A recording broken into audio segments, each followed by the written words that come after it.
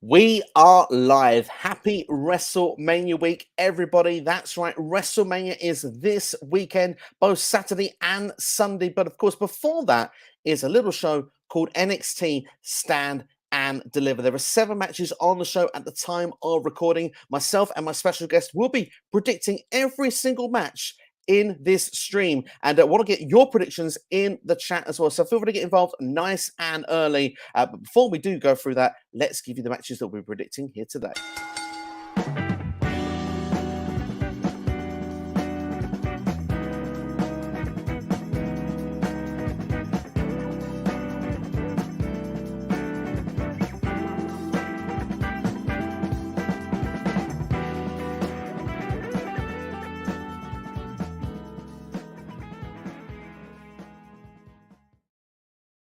So that's the matches we will be discussing. But before we do that, it's time to get our very special guest on here today. I tell you what, this guy, he's live streaming literally all the time. One of the most dedicated people on YouTube, streaming WWE, AEW, pretty much everything. If there is a stream, he's there. He might have been live streaming right now. It is Tino's time in-house. Tino, how you doing, my man?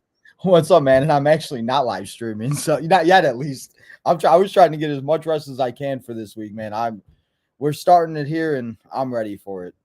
It's a big week ahead. Obviously, we have WrestleMania. We've got NXT Stand and Deliver. There's other shows as well. On this channel, already is the Ring of Honor Supercard of Honor predictions available. Multiverse United will be coming later in the week as well. So plenty of reasons to be involved here on SCW. If you're watching for the first time, please like, share, and subscribe. Tino, just quickly, for everybody that isn't aware of you, let them know where you can find you. And of course, just let everyone know about this WrestleMania week you've got coming up. Well, you can find me at Tino's Time 1996 on Twitter, Tino's Time on YouTube, Tino's Time Wrestling, Tino's Time 1996 on Instagram for all football and baseball.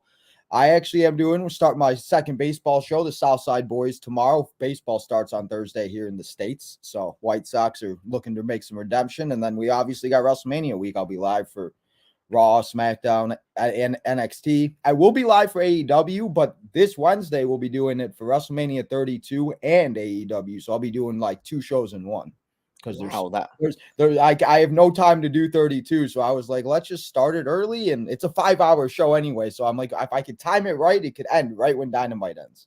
Wow, fantastic. That sounds we'll like be live all week this week. So go join Tino's Nation and come and hang out all week.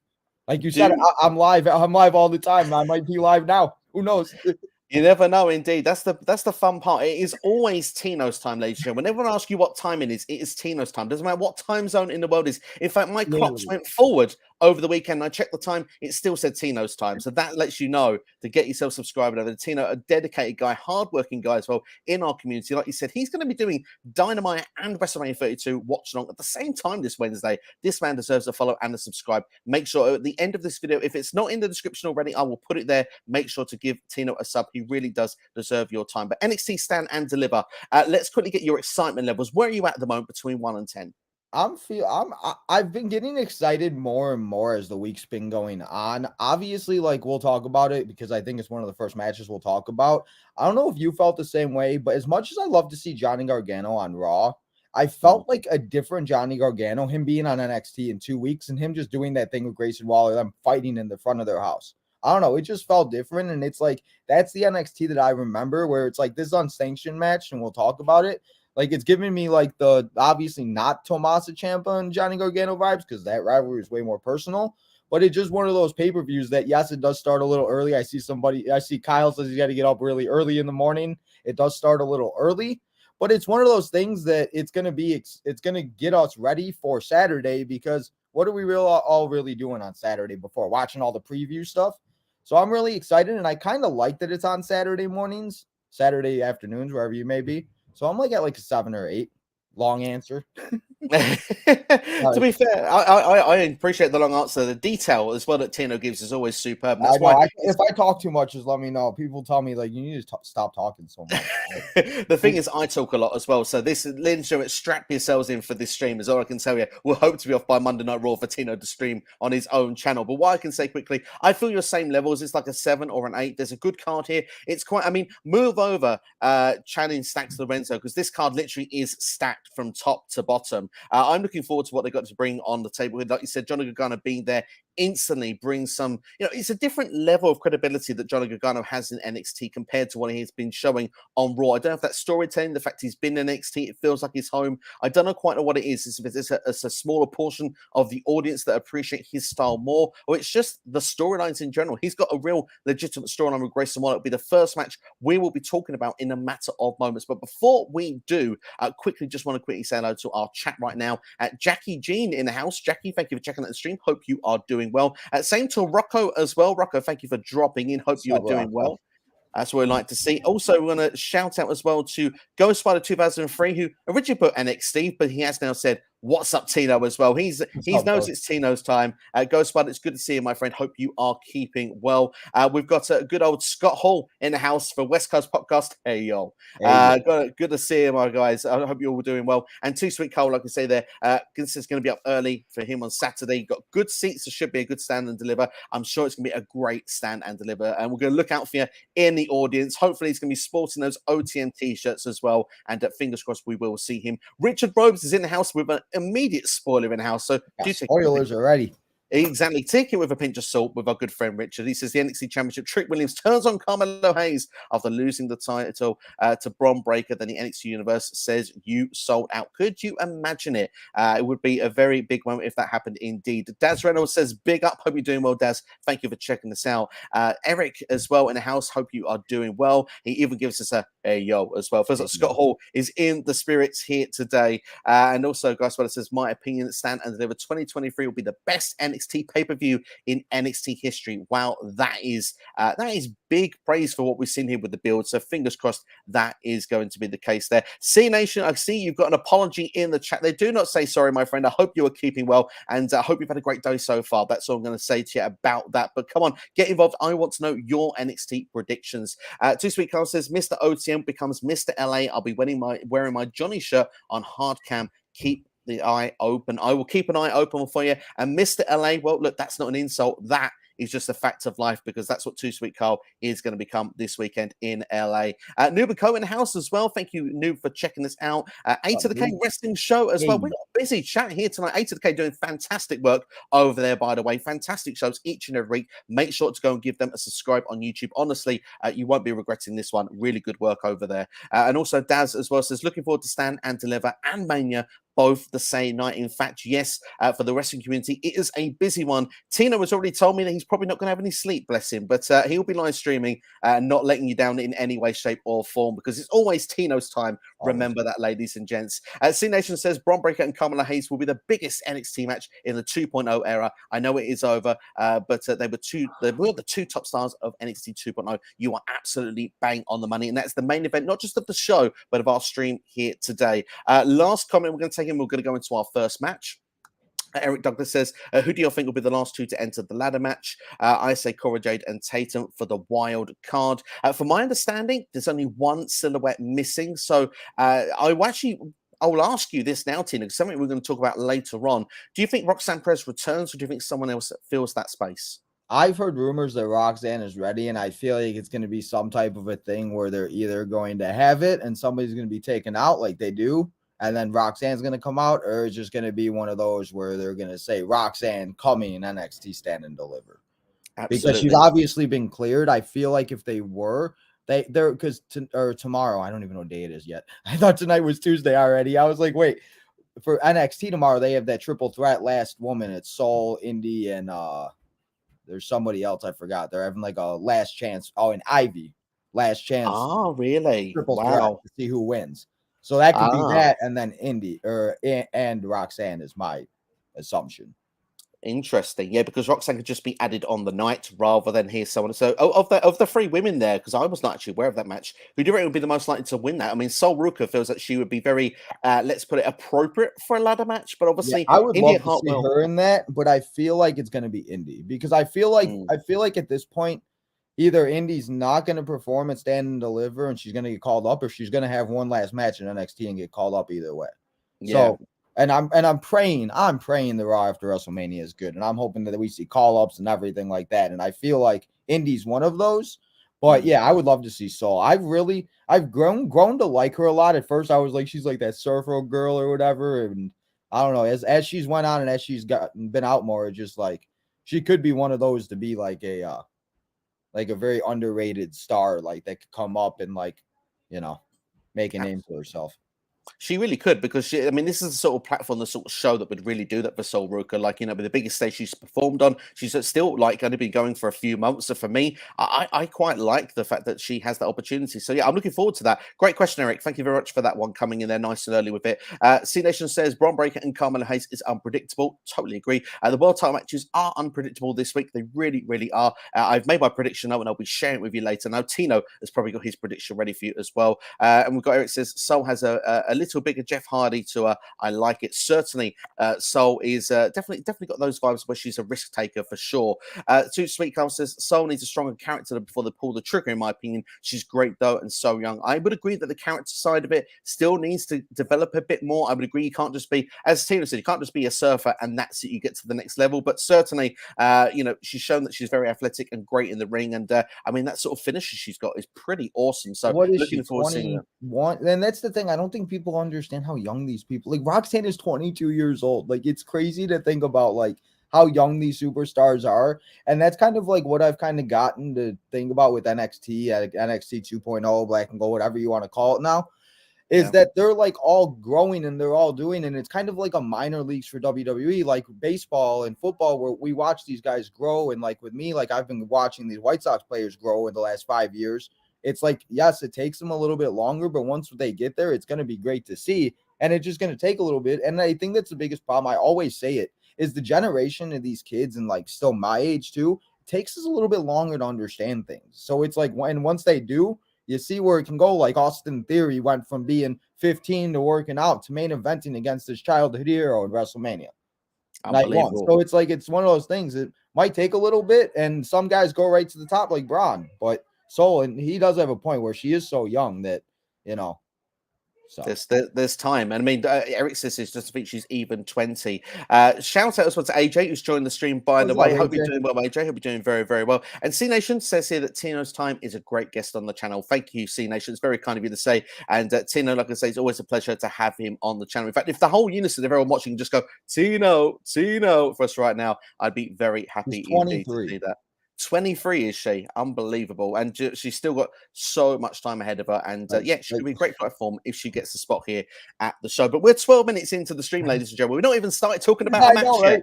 Let's get into it, shall we? Let's go. Is going to be talking about the unsanctioned match between Johnny Gargano and Grayson Waller to kick things off here for Stand and Deliver. We've already touched on it already. Johnny Gargano, of course, coming back to NXT feels like a different purpose, a different meaning already. Of course, it's unfinished business for Johnny Gargano. Of course, Grayson Waller was the one that wrote him off of TV when he left the company the first time. I think it was after War Games back in 2021. The memory gets a little jogged, but it was a very vicious table spot that Grayson Waller put Johnny Gargano out with. Of course, Johnny went on to become a father. He returned to Monday Night Raw, but NXT has always been his home. Grayson Waller's had issues with Shawn Michaels as well. It's led to suspensions at some points, and all to the point that Grayson Waller wanted Shawn to come out of retirement. We could all hope, but I don't think it was ever going to happen. But what Shawn did provide us was a big surprise and a big shock in the return of Johnny Gargano. And since then, well, it's got personal, because Johnny came to Grayson's house, or now Grayson's house. So Grayson went to Johnny's house, and we got a big attack out there. Kind of a bit like Triple H and Randy Orton for the build of WrestleMania 25. Tina knows exactly what I'm talking about with his WrestleMania watch alone. I just watched it like 2 weeks ago. Absolute madness, isn't it? But did you get those vibes as well? I mean, for me, I felt that this has felt very personal, very quickly. I really enjoyed the rivalry of this, and now Johnny's actually called this to be an unsanctioned match as well, which, of course, famous for those matches with Ciampa as well back in the old days of NXT. This, for me, really excites me. Yeah, and that's the thing where it's like like you said, like with like it feeling like Triple H and Randy Orton back in 2009. It was like, it's like seeing those house types of sparks.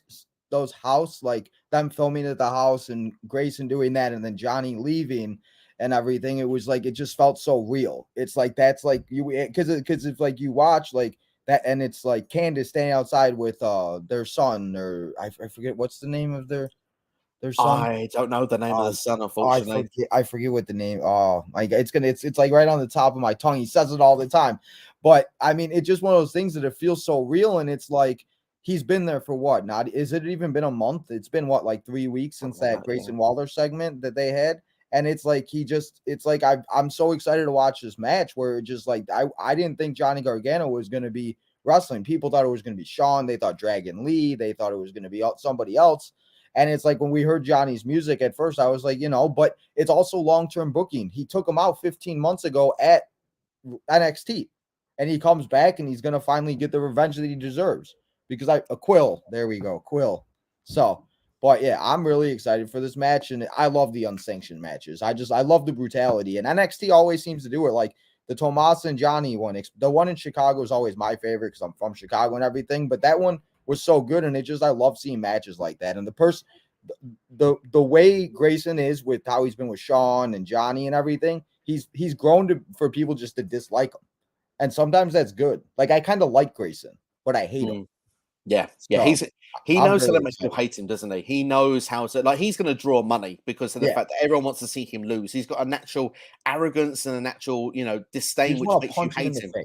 In a politest way, yeah. I mean, I'm still trying not to use those words, but yeah, Grayson, you do give off that impression, unfortunately. But the thing is, that's how you make money. He's going to make money in this business because he's got that way of talking as well. And then when he's sitting live on Twitter and it's just like you know what I mean? Like that's probably what he does on it feels so real. And like honestly, I kind of like the Grayson Waller effect show more than a lot of the shows that they've done before because it actually feels like, you know what I mean? Like where they do the TMZ type thing and everything. It's just like, I don't know. I feel like it would be better if they added some of that to other ones, but yeah, I mean, well, he has a natural way of how he delivers himself, and I think that's what people look at and think. Obviously, this is where a lot of the heel heat comes from because it just feels like he just does it every day. It feels like it's not. If this is not in a character for him, which I hope for his sakes it is a character, but it feels like that's naturally how the guy is. But I mean, to look at this then, just to ask another question: is Grayson Waller being groomed for a Raw or SmackDown because of the fact that he's facing Johnny Gargano, someone who's been on Raw or SmackDown? He's no stranger to feuds with people from the main roster before.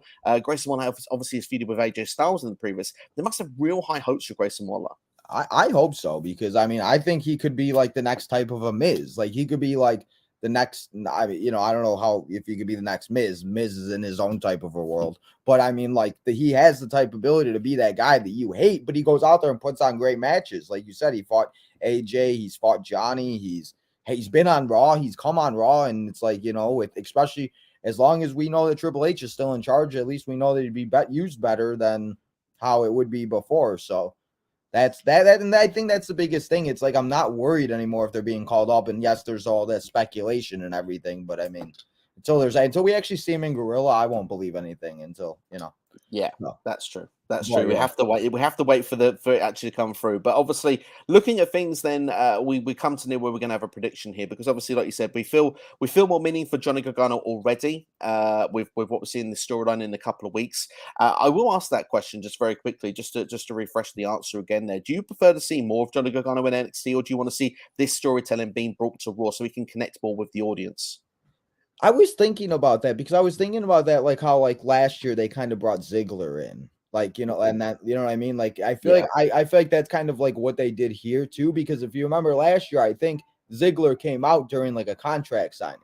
I think he broke up a contract. So it's like, and it's funny because like I've been watching the build so recently from like back to back to back. It's like I've noticed little things. So it's like that's where that's how I kind of feel like with that. I think that would be a good idea. Because then you would be able to get those fans. But the problem is I've known and I talk to people and I see it and I've noticed it. A lot of people don't watch NXT, that it's like they don't even know who this is. And it's like even if Stand and Deliver is on, they still won't go and watch it. And they think Johnny Gargano is gone, but they're not realizing what he's doing on NXT. It's like I have this conversation on my channel. It's like they're like, well, I hate Karrion Kross. It's like, go and watch what he did in NXT. You won't hate him and you'll understand why we like him so much. And it's like, then that's where it kind of gets like that. So I don't know if that's the biggest thing. Will they be able to connect to it? Because that's like, you know what I mean? I don't know. Because what he's doing with Dexter, really, there's like no real like purpose for him on Raw. Like he's been on NXT for 3 weeks and he feels more relevant than he did on Raw for 5 weeks, 6 weeks. As much as I love seeing Johnny, he really wasn't doing too much. No, I completely agree with you 100% with that. And I think if you can bring this sort of level of storyline to a Monday Night Raw, I think that certainly would help move things in the right direction. You've only got to look at the current storylines of what we think are amazing. For example, you look at someone, I obviously not to go into great detail, but you take like a Dominic Mysterio, for example. Not anyone was necessarily caring 6 months ago, but you look at the build he's had for the story with Ray, everyone connects with it. So if you have that one story, that one thing to connect, this is a type of story in NXT right now we've got with Grayson Waller that I think could connect and get both guys over on a Raw or a SmackDown, because Grayson as well is that good of a talker. But it comes to a point here now where I think we have to make the prediction here, Tino. And first and foremost, you are the guest today. So I think for the first match, I'm going to pass that baton over to you to make the first call here. Who's winning, Johnny Gargano or Grayson Waller? See, I feel like, I want to say, my personal pick will be Johnny to win, but I'm going to go with Grayson to win because I feel like if Grayson wins, they could that's kind of a way to send Johnny off to the main roster. He ends the storyline with Grayson, and Grayson is the biggest heat in the world, where he's like the biggest bad guy. And maybe they level Grayson up to be in having a rivalry with, if they have Carmelo win the title, or if they, you know what I mean, something like that. So I feel like Grayson is going to win, and Johnny's going to put him over because Johnny, hopefully, maybe after WrestleMania, they kind of maybe Tomas comes back or they do something, I don't know. So that's that I'm going to go Grayson just because I think Grayson would benefit more from a win, because I don't see Johnny staying on NXT after Stand and Deliver.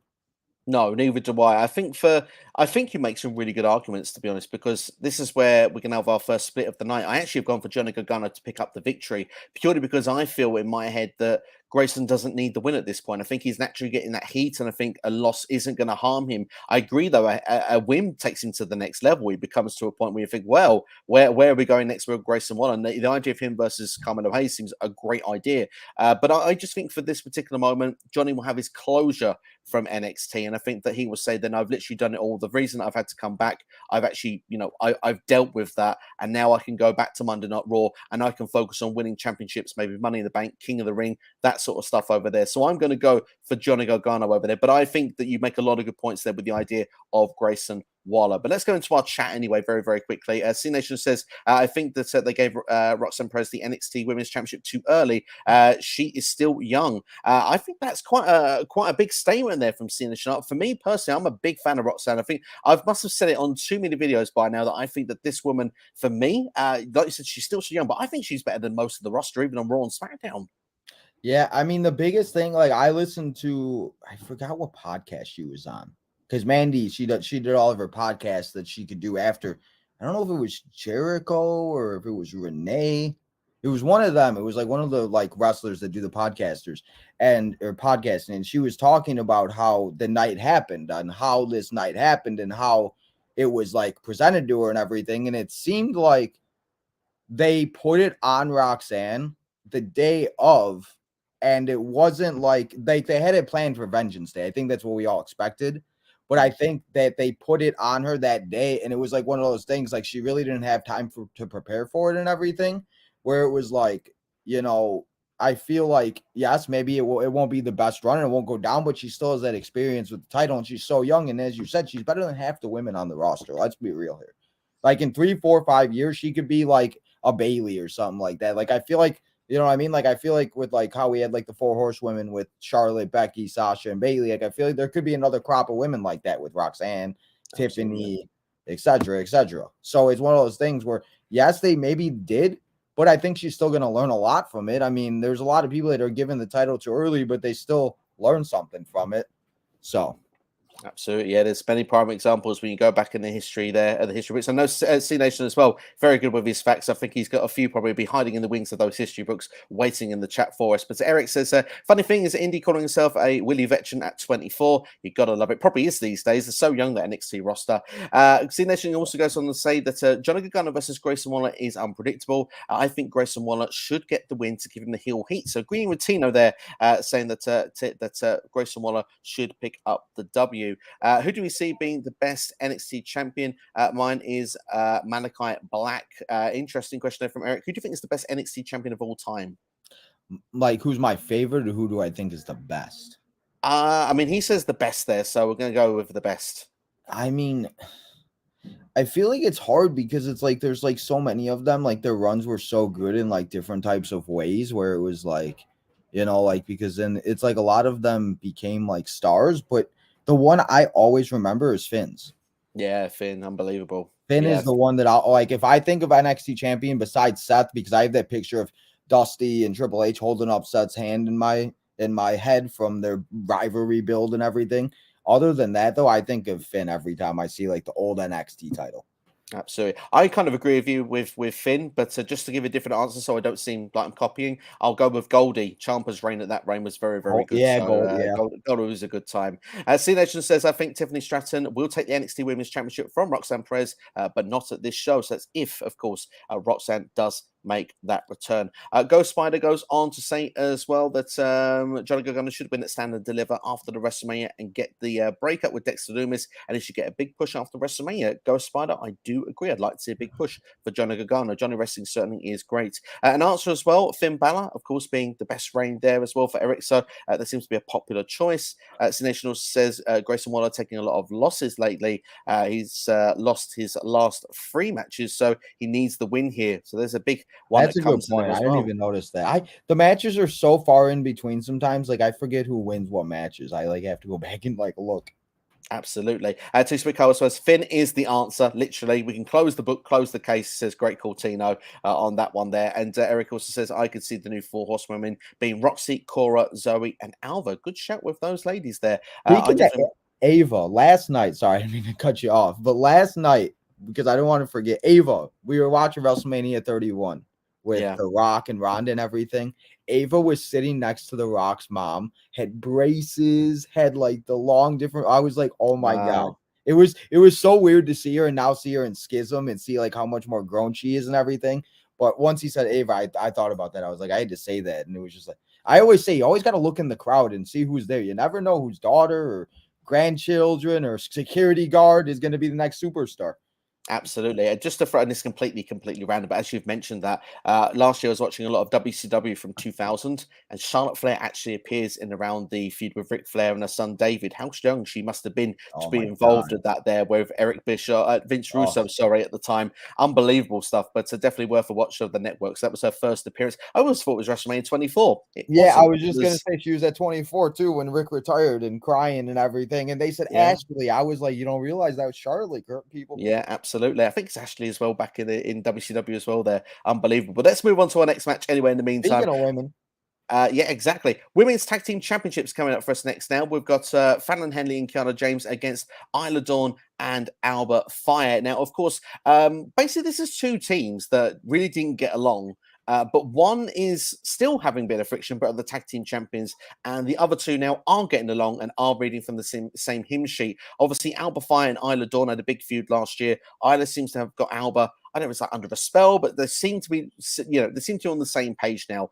When it comes to Fallon Henley and Kiana James, obviously, a lot of the friction comes from Brooks Jensen. Kiana showing interest. It has been is Kiana, being faithful to Brooke? Is she not? The Valentine's Day, that got ruined, of course, by Fallon Henley. And recently, we've noticed the name that Sebastian has creeped up into the picture here for Kiana James, and Fallon Henley's found out about it. Any Friends viewers will know that Sebastian is a cat's name. But at the same time, I had to be done. I'm very sorry for the younger viewers. But at the same time, though, looking at it here, it's the story of which team is going to function at this show and which team is going to walk over the tag team championships. We do know that Fallon was attacked backstage by Alba Fyre and Isla Dawn, but Kiana did make the same. She said, look, all right, I will talk to Brooke. It will come from me. So will it be on NXT this week? Will it be after Stand and Deliver? We'll have to wait and see. But for me personally, let's keep this one brief for me. I can see new tag team champions coming. Yeah, I was going to say the same thing. And I mean, the only thing really is about this match that I feel like we could finally see is I feel like they're going to somehow play some little stupid video that they do where like the camera is going to go out and they're going to be showing some type of like security footage of like how like they did with Vicky and Big Show back in the day. And Kiana is going to be making out with some like random dude that they found. And then they're going to find out and then they're going to be rolled up and they're going to lose the titles. Because I feel like at one point, I feel like we're gonna see them face each other. Yeah, absolutely. I think that's definitely coming down the line. It feels that even if they are trying to get along right now, it feels like the inevitable match and feud will come further down the line. Kiana hasn't been built as the babyface for very long. She's kind of been a bit more tweenerish in recent times, but still leaning a bit towards the heel side. I'm with you. I do see something happening further down the line there. But I mean, the thing is, we've got Sinestro saying, "Isn't she cheating on?" Yes, she is indeed. As I say, Sebastian. Sebastian is the guy there. I mean, that's we need to see Sebastian. You can't just, maybe it's another NXT superstar. Maybe he'll debut this Saturday. We'll have to wait and see. That could be interesting. Scripts. Maybe it's Reggie.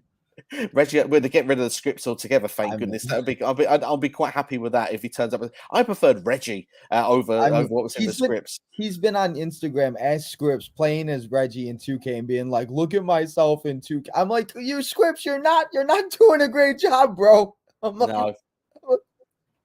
He's not doing a good job at all. Not at all.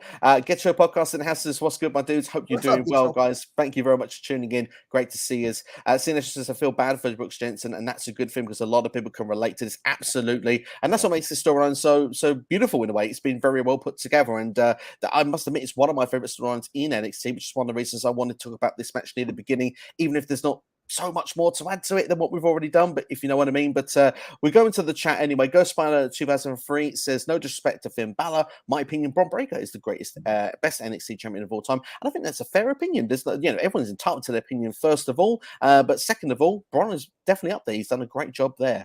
Eric says his prediction is Alba and Isla Dawn to win those tag team championships, and Sinesh goes on also to say that Fallon, Henley, and Kiana James women's tag team title reign has been pointless. Alba Fyre and Isla Dawn are winning the tag team championships here. You could argue in a way. I just think they could have done more with the friction between these two to get on the same. Like, they've done stuff in the same page, but they've not done so much in the ring. It's been backstage. Would you have liked to see more title defenses from Fallon and Kiana on the road here to stand and deliver? Yeah, I mean, I definitely wouldn't. I feel like that's like the biggest thing, and it's like the biggest thing that bothers me about like this, and the only reason why I wouldn't want Alba and Isla to win is the hot potato between this title is like driving me insane. Like, I really felt like Katana and Kaden finally made the title feel like something, and they lost it, and now I don't even know what they're doing. And it's just one of those things where it's like, so I would have liked to seen that stuff. It just, I don't know. This is honestly like the one match I'm like interested to see, but I might take like a intermission during the pay-per-view, depending on where it's at in the show. It could be very well placed for Tino's time. That could be the time for Tino on the show there. I guess he also goes on to say WWE needs to parody a movie Sling Blade played by HBK. Gotta love it. How do you feel about the WrestleMania commercials? They are, compared to WrestleMania 21, they are god awful. They're not as good as the last time. The last time they were so much better. Obviously the Pulp Fiction with Eddie Guerrero and Booker T, and when you look with Ric Flair as well, wooing when Triple H is doing the Braveheart stuff, there's some good stuff in amongst that. But I did see the Rich Holland one this past week. Poor Rich doing the 40-year-old version. That one did give me a little bit of a tickle. I can't lie to you. But where was Austin Theory playing the Marine? That could have happened for John Cena. I think that would have been interesting. Yeah, I mean, I don't know. I just wanted to mention it while we were kind of talking about stuff like that, because I was thinking about it. I was like, yeah. I guess Marine isn't Hollywood, but don't tell WWE that. C-Nation says, why did they choose Reggie to be Scripps? Scripps is supposed to be a serious character. Reggie isn't serious. Very true indeed. Reggie was just so much better. And it's funny because I feel like he was starting to get over. Yeah. I do as well. I think it was starting to work with the TikToks and stuff. It was working for him. Yeah. I get Joe says Stone Cold with the Gladiator. Absolutely. In fact, on WrestleMania 21, it was beautiful. Love that. Great throwback there. Good to see Kiana and Fallon getting called up soon. Myself personally, not yet. I think they've got plenty of work still to do in NXT. No, and I think there will be a lot of people called up, but I feel like it's going to be more love like an indie and stuff like that. And if like they call up Indy, if they call up a couple other people, they could put Indy and Candice together. Candice ain't doing nothing, but it's one of those things. Also, it's like they need to, because the women's tag titles aren't being defended at WrestleMania. That's going to be the big question: is like, what's next for the women's tag titles? Did they just put them on there for that match to make it more big or bigger? Or are they going to defend it? That's my one thing, because if they do, we could possibly see an NXT tag team called up. But if it is, I feel it would be Kaden and Katana. I feel exactly the same as you. C-Nation says that Fallon Henley hasn't told Brooks Jensen that Kiana is cheating on him. Brooks will be madder when he finds out. He certainly will be. This is going to be an interesting story. It's been very well put together, and I'm looking forward to see how it plays out. Just doesn't give us as much more to talk about. But what's something we can move on is from one tag team title, Tino, to another. So without further ado, let's move on then to the NXT Tag Team Championships. Gallus defending against the Creed brothers, defending against Tony D'Angelo and Channing Stacks Lorenzo. Literally, this has been built up in a bar. But literally, Gallus is playing pool in a bar with nobody in, by the way. I don't even know there's a bartender, to be fair, though people have to pick up the tab. And also, I mean, Mark Coffey's shirts, goodness. But at the same time, and I can't talk really, everyone's seen my vest in the past. But at the same time, we've seen this with the drink off with the Creed brothers. They got their tag team title match. And then, of course, Tony D'Angelo says, we got some business to take care of. And obviously, we see these guys drunk, of course, in there playing billiards, playing darts, and a tag team title match has been made. What are your thoughts? I like that. I love the stuff like that. Like, it just makes it feel like, because that's what that's what like guys do. They go out and play pool. They go out and go to a bar and hang out. And it's like when I'm watching that, I feel like I'm like watching people hang out and they're like fighting and everything like that. I'm really excited, and I've really kind of like I've liked Tony D'Angelo, but I don't know why the last like few like months, and maybe it was once he threw the other dude off the bridge or whatever, and I just thought that was like ridiculous. But ever since like that type of stuff and everything, it was just like, and a little bit after, I really grown to like Tony D, and with him and Stacks and everything doing what they're doing and trying to keep their family alive. And I think this is going to be a great tag team match. And NXT tag teams have always been great too. They really have been. Obviously, Gallus have proven themselves in NXT UK. They've had to wait their time to get over here in the States, but they've done a great job so far, becoming the champions now. Creed brothers have pretty much done all they can do in NXT for me. If they don't have a singles program here with these guys going forward after this, I can see them being one of the people that could be called up to Raw or SmackDown after WrestleMania. But I actually think that the Creeds are going to take the fall here. I think that it's going to be either Gallus or Tony D and Stacks to pick up the win here, and that'll be the carried on feud going forward. How do you see that this one's going to play out? Wait, so you're taking Tony D and Stacks to win? It's one of those two teams. I'm going to give my official answer after this. I'm just saying the Creeds. Oh, okay. Okay, I didn't know if that was like your official answer. Okay. See, I'm gonna say, and I don't know. I Gallus is another one. I'm gonna say Gallus stays champs. I think you could be right here. I think that there could be a case of where Tony isn't pinned. It gives a great excuse for character work on NXT of like, I wasn't pinned. We get we've got some business to take over because it's unfinished business from Stand and Deliver. We need to sort this out. In fact, we're going to fix this when they come in your house. Do you know what I mean? Like, that's how we can really get the Tony D playing it to build it to the next show. So for me, I agree with you. I think Gallus is going to pick up the victory. And I think that we could get some sort of tag team brawl, maybe some sort of street fight or something when it comes to the in your house show between Gallus, Tony D and Stacks. So yeah, I think I agree with you on that one. One more question before we go to the chat very quickly. Obviously, our host for the most on the evening will be none other than Pretty Deadly. Thoughts on Pretty Deadly, and do you reckon they have a role to play in this show somewhere, perhaps even this tag team championship match? I feel like they could, but I feel like they're just going to be the guys that are going to be walking around and just annoying everybody. They're just going to be like, stand and deliver. Like they said that. Is that how they do it? Something like that. I couldn't. They said it like 5 times last week, and I'm like, I just can't do it. Like that's probably how we're gonna start the show. We'll probably start the show with the host and everything like that. And honestly, I think it all just depends on where it is in the card. Like maybe they get taken out before and something like that. But if they are still up and moving, I feel like they probably will at some point.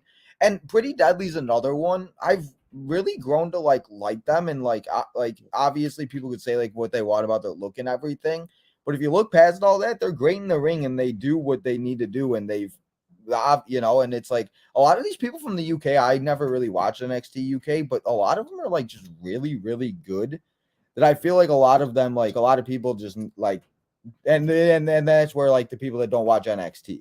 So I feel like they will in some sort of way, and I feel like they could very well be the next people to fight for the tag titles. They could just put themselves put themselves in the match. Maybe we'll see a New Day type of a thing where instead of them announcing a team, they're like, we're going to do the opposite of what the New Day did. We're going to put ourselves in the match.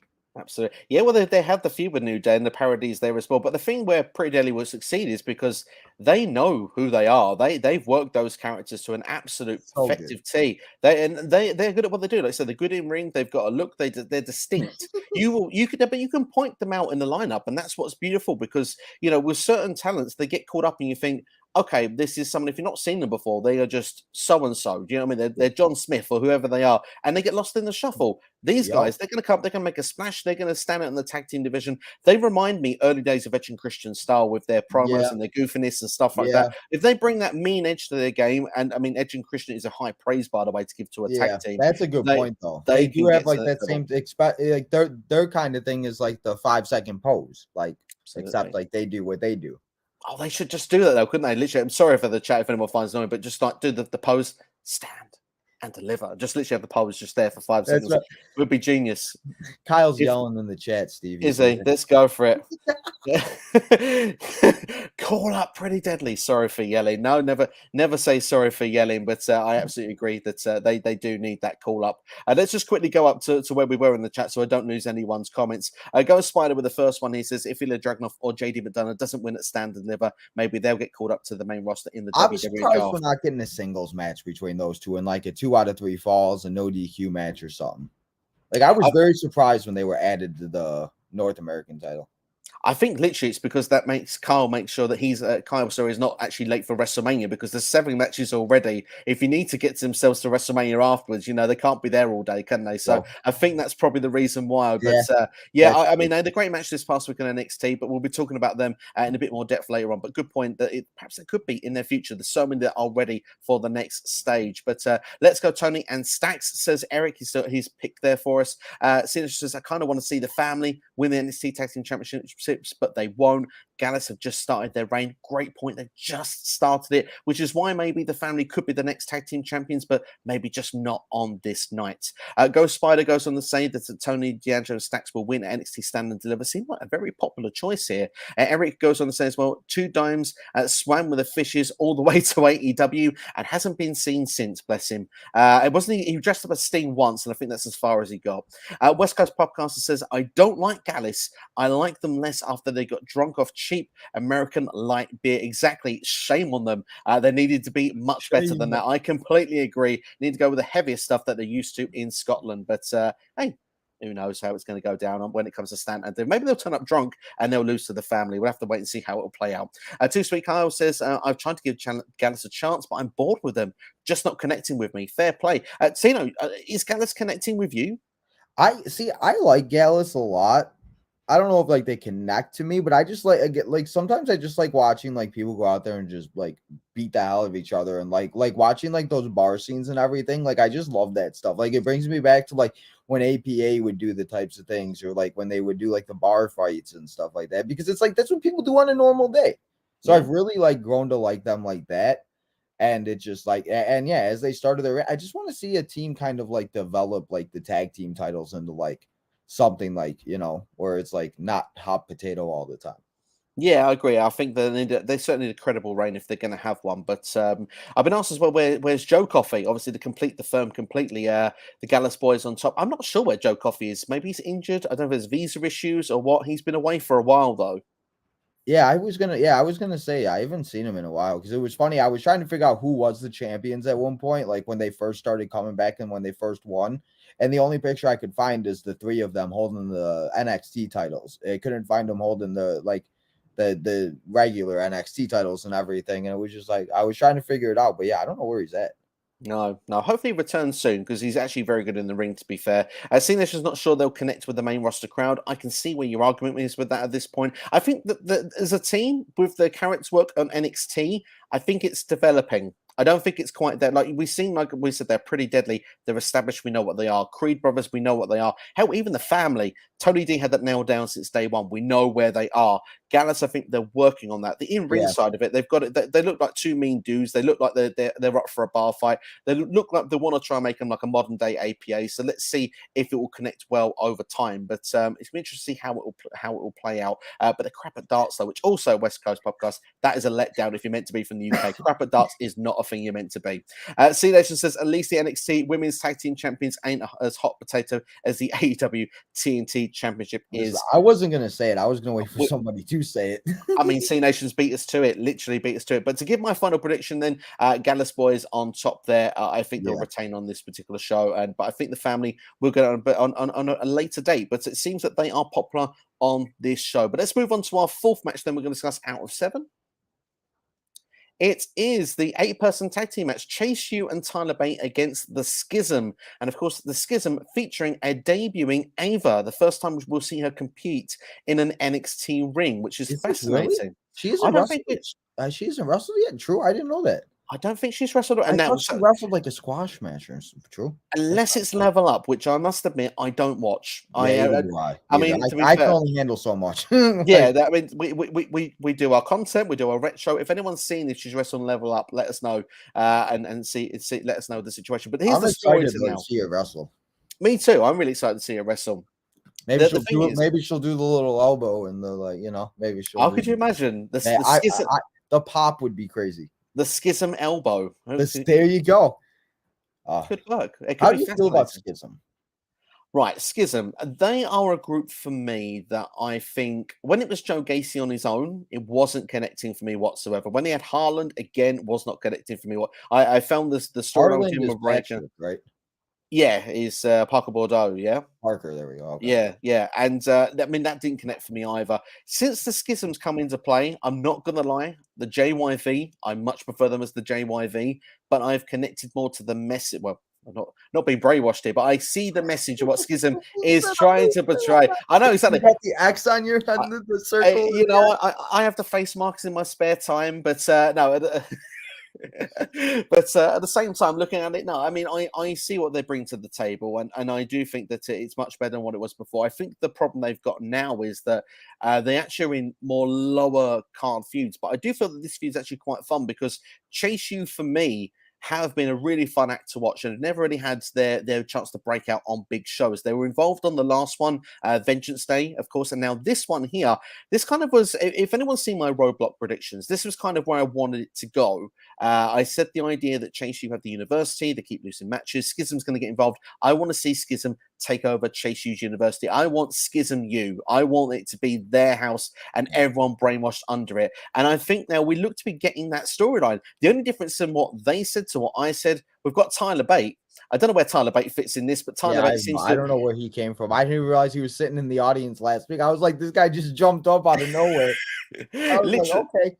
He's got his head on his shoulders. He's got his hippie vibe going. He's happy to do that. I mean, he's a big, strong boy. He does his thing very, very well in the ring. But for me personally, I'm not going to waste any time, Tina. I'm going to give you a prediction on this one as well. I think that this is the place where Duke Hudson's been thrown in the middle. He's been a bit questionable. I think that Duke Hudson is going to leave Chase U and join the Schism. And I think we are actually going to get a Schism section. That's right, I said it. Move over Cesaro section. Schism section in NXT for the next number of weeks with Chase U looking to fight and win it back. So before we do anything, are you sure you're not brainwashed, bro? Let me check. Are you sure? No. Sure? No, I agree though. I think Duke Hudson is definitely going to turn. It's been happening at one. It's going to happen at one point, and people do have to remember this is NXT's like WrestleMania. Yeah. So we're going to have some type of like a turn, and it's going to lead to something. And I do see, Schism winning. The only thing I was thinking about possibly is maybe them having Chase U win and have Tyler Bate maybe like pick up a win or whatever. But the Schism thing and then Duke Hudson, because I just feel like Duke Hudson is going to cost Chase U. Is it Thea? Is that what her name is? Yeah, Thea Howell, yeah. Thea. Yeah. I keep saying Thea, Leah. I keep getting confused. Thea, she's awesome. She's going to be going crazy and stuff like that, and it's going to be like one of those things. And you're absolutely right. He's going to join. And on next Tuesday, we're probably going to see Schism U, and Duke Hudson is going to have the Schism shirts on instead of like this and that. So yeah, I completely agree with you on that because I feel like this is the only way that can go. And I feel like if Chase U wins, where is that really doing? And I feel like Schism is kind of starting to get where, like you said, with like it's Gacy and everything, it's starting to feel a little better. And I love the grizzled young veterans. I wish they would come back. But with this, I mean, it's done better than I thought it was. I'll be honest with that. Like the group is kind of like they creep me the hell out. I'll be honest. Like they all with the yellow mask and everything. Like I feel like I'm watching like a Simpsons like horror episode or something. So yeah, a little bit. Yeah, I feel that vibe. Like the horror, the Halloween episodes they do or whatever. And like I just but no, I think that's exactly what's gonna happen though, because if Chase U wins, what do they really do? What are they gonna do next? Absolutely. And Andre Chase is one. He's been competing on main events, so he could possibly be called up. I mean, I can I see don't that know working. if that would be. I don't know if it would work, but I feel like possibly. They got a chance. Their characters, again, they know where they stand. They know where they're going with it. And Thea How as a character, I mean, she's something like 19, 20 years old. I know. Unbelievable I character don't work. Her even. facials are pitch perfect. I just don't even understand it, and it's crazy. Natural talent there, literal natural talent. C Nation says, I think Tyler Bate and Chase U will get the win. It won't hurt Schism because I think Tyler Bate will get the win for Chase U. Great point. I don't think quite yet. I've not been converted that well to it, to be fair. I still want the Grizzly Young veterans back, so I think that's enough to keep me safe for now. Yeah. But remember when Tyler Bate beat Grayson Waller, now he's goofing around with Chase U. He has dropped down the pecking order a little bit, but you need to get people on the show, I guess. But final prediction then, Schism?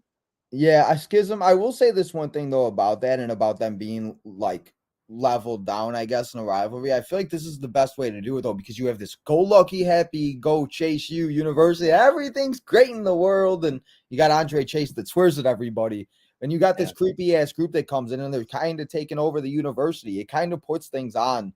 Like it gives Chase U something to do instead of just seeing them go out there and get squashed. So it's like, yeah, they're doing it, but I feel like this is the best place for them. In a way, it's a faction versus a faction match. Absolutely, and we love a bit of faction warfare. It's always a good time when they do that. But as well as faction warfare, I love a good open challenge, don't you, Tino?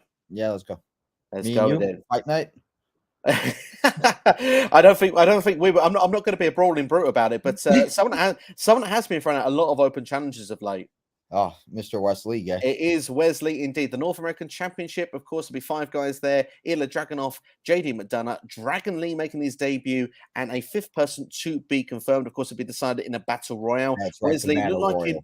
Yes, it does look like Wesley's bit of more he can chew because Dabba-Kato was staring, looking like he was feasting for some lunch last week. But at the same time, I mean, surely it's got to be Axiom that fills that last spot. Axiom's been trying to get the championship for the longest time. He's been the breakout star from NXT Deadline. They've given him some stuff to do. Surely Axiom is going to be the guy that fills that 5th spot. I feel like it could be Axiom, and I can't think of. I'm trying to like picture who it is. It's like I'm trying to think because I feel like the other thing that could happen. I don't know who it could be, but I feel like the other thing could happen is where Axiom thinks he wins, and we see it in battle royals all the time where somebody's laid out and they throw him out, and whoever it is, if it's somebody like I'm trying to think of somebody that just walks around and cause it like Damian Kemp or something like that possibly. But so I feel like Axiom is the and we're agreeing a lot, but I feel like it's that simple. It's Axiom, like, you know what I mean? It's like one of those things. It's like, yeah, I feel like it will be. I just think if something does happen kind of like wishy, I feel like it's gonna be like a Damian Kemp type or something like that. Absolutely, yeah. No, I can see where you're coming from with that. I mean, the only name I could want to fill that spot, if not, would be Apollo, because he's not on the card at all, which I'm shocked at actually. Maybe they're still going to find a way to put him and Dabba-Kato on the show at some point. But I mean, they have got a lot of matches on here already. I feel for those people going to go to WrestleMania Night 1 after. But I know. Still, I was thinking I'd just go straight through at this point. Let's just go from noon to 10. Yeah, absolutely. I think you might be at this stage. So let's ask a question. So we talked about Dragunov and JD McDonagh earlier. They've had a very interesting rivalry. We were surprised they didn't have a match on the show one-on-one, but they're part of this match. I think it's great to have them part of the 5-way. They're both really good in-ring workers as well. They can fill in the spot here when needed to. But another guy, we spoke about Axiom, obviously Wesley, the champion, but Dragon Lee. Have you had much experience of watching Dragon Lee in the ring? I've tried to go back and watch like a lot, and I'll be honest, like people been asking me like what I've been doing like recently. I'm like, guys, I literally like watch wrestling with you, and I go back and watch wrestling. I've been like watching all the builds and stuff, and I went back and watched some of Dragon Lee stuff on YouTube and everything like that. And he's honestly, I'm just gonna say now, I think he's gonna win. I think he could possibly win. I mean, you're having him come in, you're having him do this and that. And I've like just a few weeks he's been there. He feels like maybe it's just because it's a new person. Maybe it's like that new person feel or whatever it is. But like I just feel like him winning, as much as I love Wesley, like I just don't know. And Wesley's doing the open challenge and everything. I think Dragon Lee is a very underrated person that we could see walk out of stand and deliver as champion. He's really got a lot to bring to the table. I've not seen loads of him previously, but I've seen his work in Ring of Honor. Obviously, when he was in his faction with Rouge and stuff, the faction in Dragunov or whatever they were calling themselves back then. But Dragon Lee was phenomenal as TV champion. I've seen a few of his matches in New Japan as well. The guy is a heck of a talent for those who haven't seen him. We're in for something special at this show here, and I think him mixed up with Wesley particularly will be a lot of fun. If it is Axiom as well, they've got those kind of high flying guys to really give us that spectacle of match for Dragon Lee to sort of ease his way into the WWE style as well, and I think that'll be a good fit there. I'm really fascinated to how this is going to play out. Obviously, Wesley has been champion since Halloween Havoc. He keeps reminding us since Halloween Havoc. Obviously, that's 6 months nearly. Is it time for a change? It's great. I didn't even realize it's been that long. I didn't even realize it's been 6 months. I thought it was only been like 2 or 3. But I mean, that's why, like I said, maybe it is, and I feel like maybe. I just think Dragon Lee. I don't know. I just maybe it's just like I said, maybe it's that new person, but I don't know. I got some type of feeling that he's winning this weekend. I could be completely wrong, but I don't know. I feel it like just the way they hyped him up. They brought him back. He was supposed to face Grayson, and that because they thought at least everybody thought he would. But I don't know. I just feel like they brought him in for a reason. I think he could definitely go out of stand and deliver going into, I guess, like the next year of NXT. I almost said AEW. The next year of NXT, I think he would be a great champion. And him and Wesley having a rivalry for the title wouldn't be bad either. No, it'd be fascinating to watch. I'll be really in for that feud. Also, you mentioned AEW. He's performed on AEW as well, actually. We haven't seen that in the last year for those that do watch AEW. But yeah, I mean, to give a prediction, this one's hard. I mean, you mentioned it about Dragon Lee. He's there for one or two reasons. He's there for his showcase to look good. He's either going to win the championship or he's going to be not involved in the decision. That way, he still looks really, really strong and really, really good.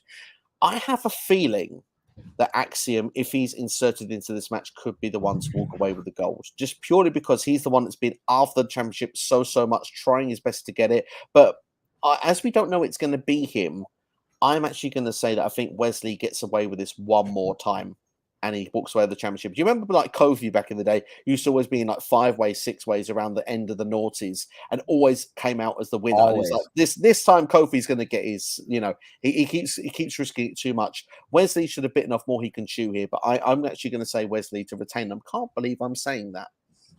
I mean, I wouldn't hate it at all. So I mean, either way, those are my kind of two. It's like Wesley or like Dragon Lee for me. Absolutely, indeed. Let's go into the chat once again. And CNation Ratings, he knows who that last opponent is, but won't be a spoiler for you guys. We appreciate the fact that you're not giving the spoiler because NXT haven't seen it yet, so you never know. You never know indeed. But you can, of course, change one of your predictions, CNation, asking in there. Let us know what that prediction change is there for us. CNation says also that Dragon Lee is a former Ring of Honor television champion and Ring of Honor tag team champion. He's even held both belts at the same time twice at one point. Gotta love it there. You gotta love it. Ghost Spider says, Steve, you are wrong. Wesley won the North American Championship at Halloween Havoc, and he held the title 4 months. Is it 4 months ago? I thought Halloween Havoc was in October. I thought it was. Yeah. No. Yeah. Maybe. Wouldn't that make sense? Because it says Halloween Havoc. I mean, it certainly wasn't December. I'm sure of that. But yeah, I mean, it depends how you work it out, I guess. At very start, if it was very end of October and very start of maybe it's 5 months. Either way, October 22nd. October 22nd. I'm always happy to be wrong. It feels like 6 months anyway. He's had it for a while. I have Schism winning. I can already think of the Schism section in the crowd. Yeah, it does seem like it could be a good fit there. It was in October, but October 22nd is when it was, and the date has been put for this as well there. But that's our predictions then for the 5-way. We've got another 5-way we're going to talk about, and this time it's one of our favorite type of matches. Ladder match. Ladder match indeed. You are right there, Tino. We've got 5 women that will be going for the vacant NXT Women's Championship. Lyra, Valkyria, Zoey Stark, Gigi Dolin, Tiffany Stratton, and vacant, which looks to be either one of 3 women, either Sol Ruka, Indy Hartwell, or Ivy Nile. Sadly, earlier in this video, we kind of ruled out Ivy Nile immediately for that spot. But obviously, I think Sol Ruka will be the one. I think you stuck more or less. You think Indy will be the one? Yeah, I think Indy. I just think I think Indy only because I feel like she's like the last person that kind of like from the group of NXT women that was like with Candice and stuff like that, Piper and those girls. I feel like she's kind of like the last one to be called up, and I feel like this is her time. And I feel like it's giving her one last shot. Go out there and see what she can do in a ladder match. Absolutely. Do we see then either a 6th spot being made if Roxanne Perez is good to go, or, and it's a big or this one, do we see Roxanne having to qualify, returning this Tuesday and earning the spot actually by beating the 3 other women tomorrow night on NXT? I mean, that's a very good point. She could just show up and be a fatal 4-way and then she wins and she's the last person. And if that doesn't happen, the other thing is, like we talked about, her being added. As much as I love Lyra, what if they take her out and somebody knocks her out and there's another vacancy and then Roxanne takes that place and then it's Roxanne, Indy, Tiffany, Zoey, and Gigi? I think there's that's so many I feel like there's a lot of things. I feel like it's all just going to come down what happens tomorrow. I think so. I think you could be right. And do you know what? So many women are being taken out at the minute in NXT. That parking lot in particular is dangerous. Don't go in the parking lot of NXT. No, absolutely. Don't join the Schism and don't go in the parking lot of NXT. They're the two things rules if you for know Tuesday anything. nights. Exactly. 2 rules for Tuesday nights indeed. They're Tino right on the money there. But I mean, the thing is, when you look at this, I mean, Cora Jade, of course, is someone that could take out like a Valkyria. That was the last rival. Generation of Jade. So yeah, I mean, there were different ideas and philosophies with this, but I mean, looking at the match here, let's look at the women that we know that are in it, and let's rate their chances, and then we can give a final prediction. So Lyra Valkyria, this looks to be a breakout moment for her. Again, great in NXT UK, but I love her finisher. I think she's great in ring, but I think this is a showcase for her on this particular show. I'm happy she's in it, and that's why I said poor her, because I don't want her to be taken out. But I feel like I don't know. I mean, I feel like the best way would just be to add Roxanne, because then you at least give like them, because I like that. I like seeing like these other women be able to get like their chance. That's why, like, honestly, I wouldn't mind seeing Soul win either the triple threat, because it would just be something different. As much as I love Indy, I like seeing stuff different after a while. It's like and seeing like these people that go out there and do their thing, where I can't wait to see what she can do. And she's going out there with 4 NXT women that pretty much in a way of kind of like, like they're trying to build their own NXT in a way. Absolutely, indeed. I'm very excited for this match. Me too. And what are your thoughts with Zoey Stark then? Obviously, Zoey Stark, she's been one of the workhorses of the NXT Women's Division for quite a while now. She's not had a championship reign as of yet. Could this be her time? I don't think it's going to be her time to win, but I think she's going to go out there and put on a show. I feel like there's I have it like ranked like 5, and I feel like she's like 3rd or like 4th, like that could like win, because I just feel like maybe there's other people that could win. Nothing against Zoey. I think Zoey's great. I just don't know if, what they're going to do. And again, I think it all depends on with Roxanne too. I honestly, I think it all they might not know about her health, and they're just waiting day by day to see if it gets better. Absolutely. I mean, the last time I think she was in one of these matches, poor girl, I think she picked up a nasty injury that's put her out for a long, long time. So fingers crossed this is a bit of redemption for Zoey Stark, because and I love Zoey, and she's one of the great ones out there that, just the women out there. It's like they could say they want in the women's wrestling and everything, but it's like these girls are like, they're so young and they're so talented now. Like, just imagine in 3 or 4 years how much talent that they're going to have with experience. It's disgusting to think about. It's unbelievable. It really, really is. I think that Zoey Stark could be the general of this match. I wouldn't be surprised if she's calling some of the shots and on the fly of how this match should be playing out. Gigi Dolin, massive Gigi fan base. She's now a breakout, obviously, away from JC Jane while she's injured. I would have seen JC Jane costing Gigi Dolin on this show, but if there's an injury in play, probably not going to happen here at this particular moment. Gigi, for me, I really see a lot of potential in her, but I don't see her winning the championship at this stage. Yeah, same here. I see it too, and that's exactly what I think is going to happen. As much as I think I would love to see Gigi win it and go out and just take it over and everything. I think that I think it's going to be some type of a similarity situation to what happened at WrestleMania 24, where I think was it Matt Hardy that was climbing the ladder, or was it MVP? No, it was MVP that was climbing the ladder, and Matt Hardy came out and interrupted him because Matt Hardy got taken out by MVP a few weeks later. So I feel like that's what's going to happen, where Gigi's going to be climbing. She's going to be we're going to be like, Gigi, let's go. And then here comes JC to ruin the moment, take her out. And then we don't see Gigi the rest of the night. That's a shame if that's going to be the case and scenario. But I think there's a chance that could play out, which leaves one name at the moment, Tiffany Stratton. Obviously, she very much improved in the ring since she started in NXT. Another one of these ones that's got her character work now down to a T. She was originally feels like going to be the one challenging in the singles match for the NXT Championship before the big angle of Roxanne Perez did play out. And remember, I did say the word angle. It's definitely an angle. It scared the hell out of me when it first happened. I don't know if like you saw that situation what happened to the football player out here in the States, the Buffalo Bills player. I did not know. So the Buffalo Bills player, he got hit in the chest like during the season, and he ended up going and he ended up like being like knocked out. He ended up passing out during the game, and he ended up being like taken out. They stopped the whole football game. They didn't play the game. They didn't like he was in the hospital. He was on ICU for like 3 or 4 days. It was awful. And when she fell, it was like, oh my God. And then it was one of those things. I felt like I was sitting here live watching the same thing, and I was just like, oh my God. And then once I saw the thing about Sean, that Sean did the exact same thing, I'm like, okay. But at first I saw it and I'm like, oh my God. But I was just happy to know it was a work, because I was like, were you really gonna do that after that just happened like 3 months ago? Like, you know, so but yeah, I'm just happy it is a work, because and that's the thing. Like Tiffany, I feel like Tiffany is like right now, if there is the 5, say hypothetically Solo wins, I think right now if those are the 5, I feel like Tiffany is the highest chance of winning and becoming the new champion.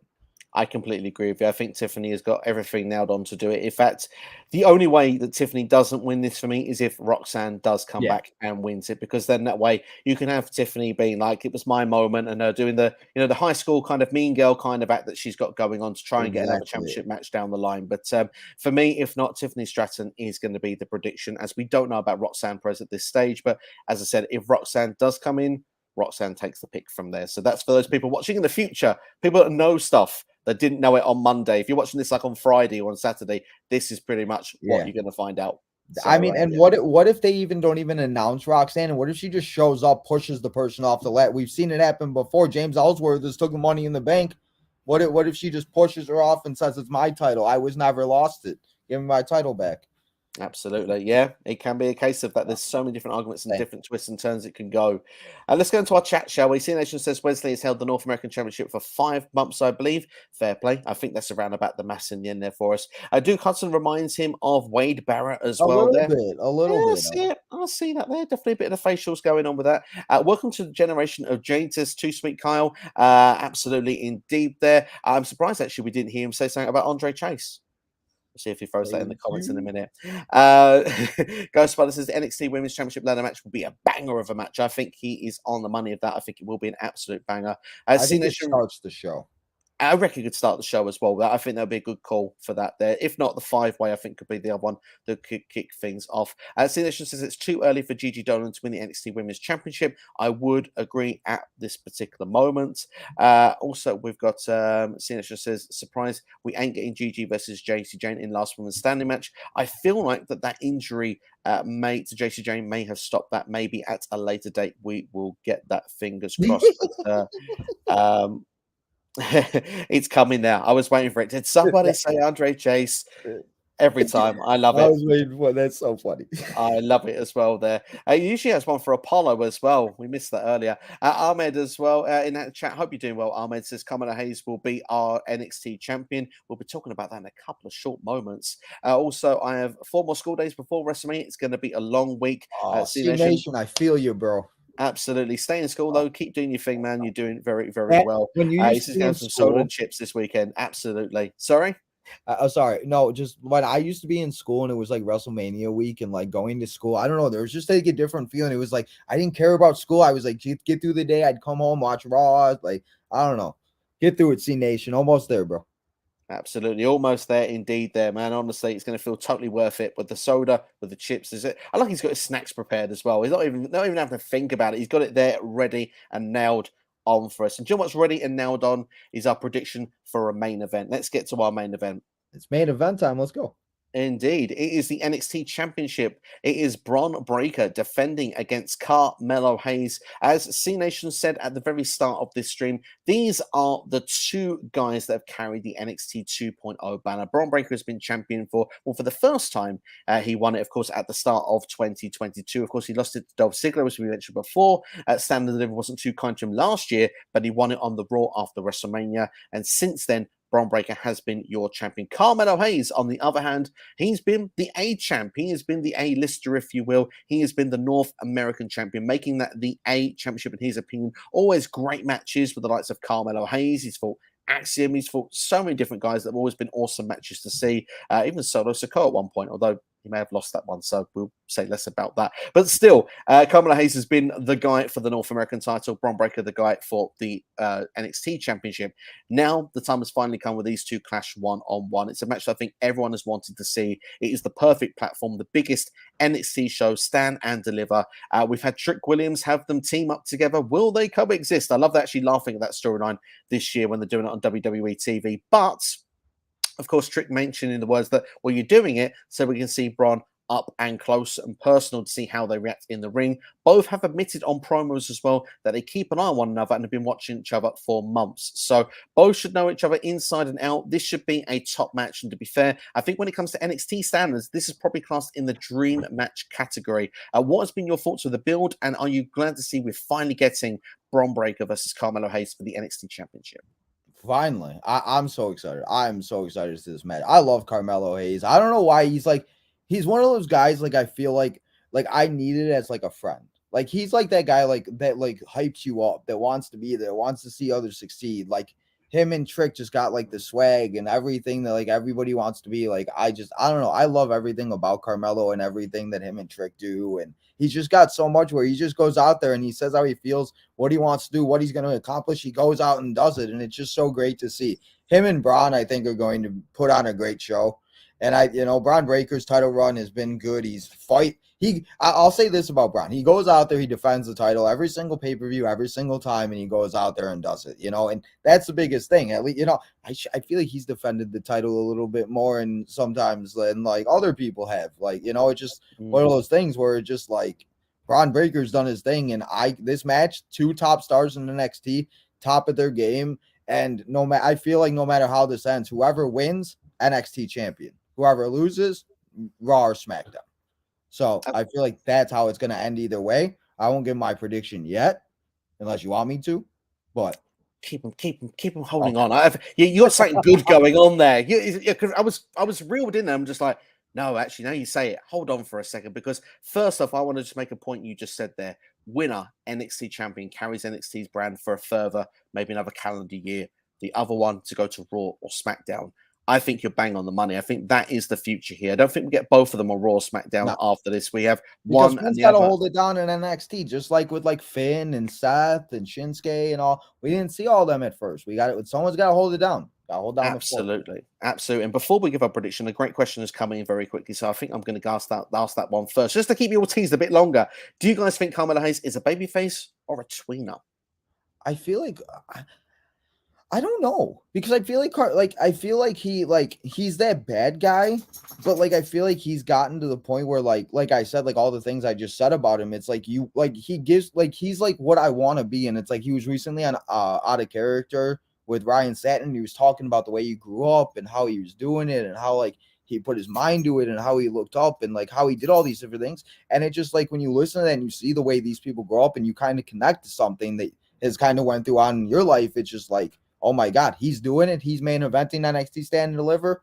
One day, who knows? Maybe me and you were calling NXT Stand and Deliver. You know what I mean? It's one of those things where just like listening to the stories of these people just gives me motivation sometimes. That is just like you can do it no matter what. Just keep going. Absolutely. And that's the biggest thing with Carmelo. He's got inspiration, and I think that's where he goes into the tweener character for me, because he's a likable heel. I think that's what he is. He's a likable heel. Which there you go. That's the perfect word for it, like a likable heel. I mean, like I feel that he could become a top babyface if they wanted to go down that avenue. At this moment, I think when it comes to this match, he'll be playing the heel role. But it's going to be a fascinating match because the crowd are turning a little bit on Bron Breakker. Yeah, is that justified in your opinion? I mean, I think it's just at the point I feel like, again, like I've noticed a lot, people just don't like they just want the satisfaction so bad that they don't want to see anything. And it's like as soon as somebody's champion, they want to see the next champion. So it's like I feel like now that Bron's been the champion, they just want to see somebody new, so they're sick and tired of seeing it. And then and we all expect Bron eventually to go to the main roster. I feel like he's more ready and he would be more able to go up there than Carmelo, where I think Carmelo would be able to hold down NXT more than, Bron would. But I mean, that's just where my head's at, where I think, you know what I mean? Where it just, yeah. So I totally agree with you potentially there. But then that it leads then to the moment now. Prediction: Bron Breakker or Carmelo Hayes? well, I'm taking new NXT champion Carmelo Hayes. I just think he's got too much. He's been saying it, what he's been saying on the mic, how this is what he's been waiting for, how he wants to do this. This is his match. This is his time. And I think he's going to send Bron up to Raw or SmackDown easily. And I think we're probably going to see a little Trick Williams shenanigans like we always do. We'll see a little table or chair shot or fake chair shot or whatever. But I do feel like this will be the time for Carmelo to shine. And NXT Stand and Deliver as we go all take an hour break to get ready for WrestleMania night 1.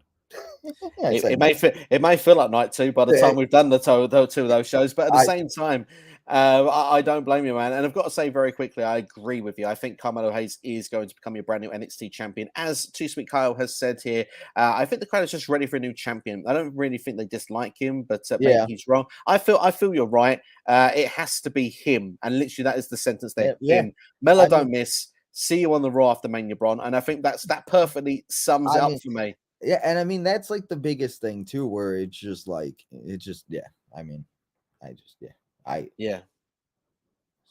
that's all I got. Sorry. That's fine. That's not a problem indeed. But like for me, I just feel like Bron Breakker, he's taken the brand as far as he can go. Carmelo Hayes as champion can carry the brand further. That's how we can carry on. Otherwise, he's taken the brand as far as he can go as well under the mid card. If he's not going to be the top guy on that show, it's time for him to go to Raw or SmackDown. Bron has been there. He's done it. He's worn the t-shirt, and he's been the main event guy for well over a year now. It's time to give the baton to somebody else to have a go. And it's like Kyle said there, it has to be him. And it's it's gotten to the point where hang on, what it says, it got to the point where fans really appreciate him. To us, he's a babyface for the management. I don't know is what Ahmed says in regards of babyface Carmelo or not, but he has that potential to become a babyface as NXT champion, in my opinion. I think there may be a moment. You mentioned about shenanigans from Trick Williams. I wouldn't be surprised if Trick messes up in this championship match for a second. Maybe goes with a chair and hits Carmelo. Not costing him, but like it's a near fall to him. You just see a big whoa moment. Do you know what I mean? I could just see, but we maybe see Kyle in the front row literally just jump out of his seat for a second. I think I hope so. I hope so as well, man. I'm going to be looking out with a fine tooth comb to find him in the crowd. The Rumble. There was a YouTuber that does like 2K content. He's a big YouTuber and stuff, and him and his friend are wearing like thing shirts, kind of. And so they Montez came out and he starts dancing, and they start showing them dancing and stuff. So start dancing, Kyle. Just when somebody comes out, just start, just throw the moves, throw the shapes. You never know. As and it's so funny because damn well as soon as one of us see it, will be on Twitter. Exactly. There'll be a screenshot and everything. Like, you're not getting away with it. So Jim, somebody's taking a picture. Absolutely. And if you're going to do some dance moves, do them better than me. That's all I ask. But at the same time, we'll go into our chat then and wrap things up then for this stream, because Tino is going live at the top of the hour for Monday Night Raw, as if he's not busy enough. He's actually took the time out to be here today as well, which we're very, very thankful for. And also thankful for the motivation. He says he will survive some races, Nation. He's gone through 1 day already this week, 4 more days to go, 7 hours each day, which means 28 more hours. I used to do the same thing. My mom, I used to have it on my phone. I used like a countdown app, and I would like have it like countdown WrestleMania, last day of school, spring break, Memorial, like everything, no matter what it was. I just always absolutely just remember a little faster. You gotta have. I've noticed you gotta have something to like look forward to. And this weekend is that thing to look forward to. Honestly, just think about the soda, the snacks. It's going to be a great time. It's going to be an awesome weekend all round. Ghost Spider says Carmelo Hayes should win at Stand and Deliver, and Bron Breakker should go to the main roster. Completely 100% agree with that as well there. Make sure I get to the right comments here. He has all the charisma, the in-ring skills, and he backs it up. This was the comment I was looking for earlier. Backs up Carmelo Hayes is the right person to win the NXT Championship. Bron Breakker to Raw. Ahmed, honestly, agree with you 110%. It's even the show I'd put Bron on. I think that's a really good standout comment there for us there. Sirius says, in the NXT grab, we're getting Bron Breakker sucks, just like they did with John Cena. It's not far from that, to be fair. Literally, it's not that far. And Bron did win the NXT title. If people forget, I kind of forgot until it kind of started coming back to me. He won the title on the Raw after WrestleMania when he beat Dolph Ziggler. Exactly. So he has been on Raw before. So it wouldn't be, they would just be like, oh, we haven't seen him in a year, and he made his second return or something like that. Build him as like a Steiner, doing the Goldberg style. The guy's going to get over fine. I can see him as a future US champion without a doubt. Going to be a long day for Too Sweet Kyle as well. This is going to be a long Saturday. Even debating going to GCW after Mania. I do it all. Go to all. Just do it all. You got to do it all. I was talking to one of my friends. I'm like, if I go to a WrestleMania, I'm going to Access. I'm going to Raw, Smack. I got to go. You got to do it all. Incredible there. And this is we're speaking about dancing a minute ago. It says Erica Marini was actually at a takeover dancing with the Street Profits. Which takeover? I'd like to go back and just see that match. That's just for fun. That's really cool. You get on TV, you're always on the Peacock or the network. Absolutely. Network in my world, but you never know, it might change one day. I hope so. I miss the network more than life itself. I wish I could just pay. I'd rather pay like UK price for the network than have to pay. VPN, my friend. VPN it all day long. Too Sweet Kyle says, I'll share my seats on Twitter on Saturday. Please do. Just makes us feel a little bit more jealous as well that you'll be attending those shows. Honestly, I hope you have an amazing time. Sounds like an awesome experience. Ahmed says, Shawn Michaels did say, I'm sending Bron Breakker to the main roster when he is 100% ready. So it looks like he's 100% ready. And do you know what? I agree with you on that. Absolutely brilliant. C-Nation says, I'm going to Raw in April. Wow, it's the Raw after Mania. Fantastic time to go. Monday. Fresh stories, storylines, debuts, returns, all that to look forward to. The hype and the buzz will still be there. Or have an awesome time. You're going to have a great time at that Raw, I'm pretty sure of it. And also, we've got Bron Breakker versus Seth freaking Rollins, United States Championship at SummerSlam. That would be an awesome match if it was to go down. And man, I forgot. I'll ask and I'll let you know. Please do drop it on the Twitter handle for us, please. That would be quite fun. Just as a match to watch at some point would be quite cool. But that's all the comments we've gone through, and that pretty much is stand and deliver. And we need our chat now. Right, it's stand and deliver. There we go. Stand and deliver. So literally, we need our chat now to do it because they've been awesome the whole show. Literally, we have to thank our chat. Everyone that's been watching this video.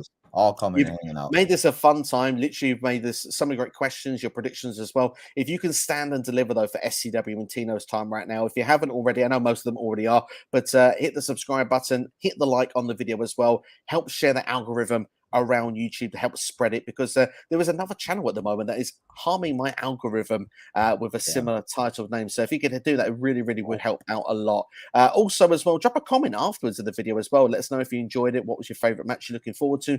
That stuff as well would really appreciate it. I look forward to interacting with you. But that's pretty much all for us. Before we do go, I just want to say we have a couple more comments, but first off, I want to say a big thank you to Tino's Time. I'm sorry, my dog barked. I didn't hear it. I might have jumped as well, but just to say, also we called that on camera. But to say, just so everyone can find you. Tino's Time 1996. Tino's Time on YouTube. I'm on the road to 900 and 1,000. We're almost there. Almost joined the 1,000 club with all you great podcasters. I'll be live all week this week. Double headers every day. Tonight for Raw. Baseball tomorrow, NXT Retro Series collection episodes, watch-alongs. So everybody come and hang out, join the nation. That is Tino's Nation. And yeah, I'll be there. I like I said, I think I'm just going to go live and just go straight sometimes, because at this point, what's the point? Just, It's the point. It's the point where people actually ask you your address and you just say YouTube. That's it. Literally, that's where you're gonna find him. So that's where I'll be, guys. Come and hang out all weekend, all week. I'll be there, and you know where to find me. Come and hang out. Like I said, 3 hours a day, almost every day. So yeah, makes the conversation better when people do come and hang out. Makes the show goes by faster. So please do. If I have to beg, you shouldn't have to beg, my man. Honestly, you do fantastic content over there, and literally, he's live a lot of the time.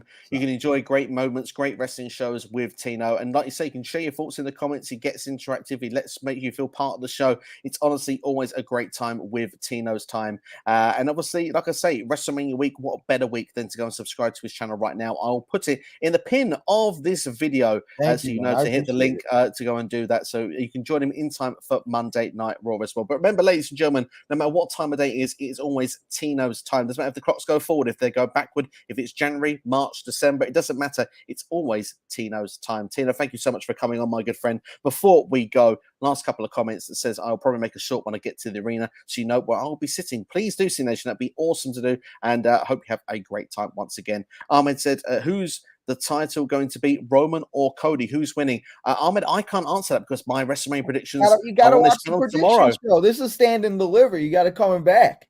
So if you can come tomorrow, the channel is already there. Turn on the notifications and you will know tomorrow when we go live. And that'll be obviously the main topic tomorrow. Honestly, not going to want to miss it. WrestleMania, the biggest show of the year. And we're going to go through every match, not just Roman or Cody. But if you can't wait, there is a WrestleMania Live Q&A on the channel right now where we discuss in depth Roman and Cody Rhodes. And they actually are on the thumbnail as well. Two Sweet Kyle says as well, two good brothers, a good stream, gentlemen. See you. Thank you very much, Kyle, for joining us. I hope you have a great time at Stand Liver and WrestleMania. And also a big shout as well to King Frosty for Ace as well there. Thank you for joining us at this late stage. But that's it, everyone. Thank you all for joining. Have yourselves a good one. Enjoy Stand and Deliver. Please like, share, and subscribe. So subscribe to Tino's Time as well as here on SCW. But have yourselves a good one, and we'll see you next time. I will see you tomorrow for WrestleMania Predictions live stream. It'll be 8:30 p.m. UK, 3:30 p.m. Eastern.